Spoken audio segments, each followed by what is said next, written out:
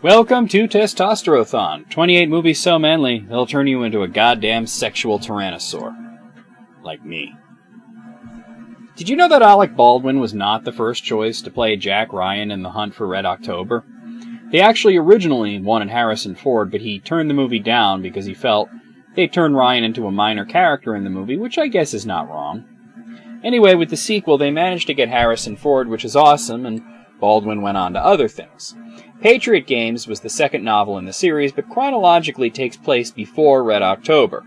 This caused some confusion in the movies because Harrison Ford is about 15 years older than Alec Baldwin, so you could assume that this is an older Jack Ryan after the first movie, and the film reveals that he had retired from the CIA, but he now gets back in. So, is it a sequel or a prequel? Well, I think it was meant to be a prequel, as Ryan has a son in the first movie, and he only has a daughter in this film, though his wife is pregnant. And really, it's almost kind of a reboot. It's best not to worry about continuity with this series, and every time a new actor plays the role, just consider it a reboot. Anyway, Jack Ryan is on vacation in London with his wife and daughter, and he winds up being in the wrong place at the right time, and he foils an IRA plot to murder some British royals. Out of the two conspirators present at the scene, he shoots one to death, and the other is captured and convicted. However, the surviving terrorist, Sean Miller, played by Sean Bean, wants revenge on Ryan for killing his brother. He gets sprung from prison while being transferred and rejoins with the splinter IRA group. He continually is motivated by his hatred of the British monarchy, but is even more so motivated by wanting to kill Jack Ryan, who is alerted to the potential danger by the CIA, and the only returning character from the first film, James Earl Jones's character. They ask him to rejoin the CIA, but he refuses, but after an attempt on his wife and daughter's life leaves them hospitalized, he rejoins.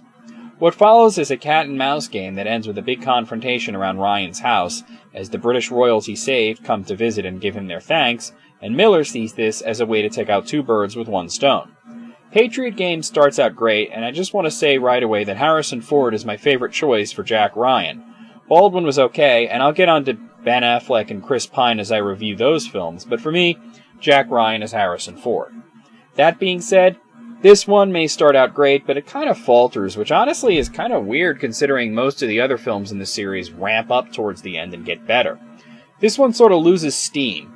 It's still very interesting, and the final confrontation between Ryan and Miller is exciting enough, but the mechanisms for inciting tension in the audience are much more transparent and less effective this time around.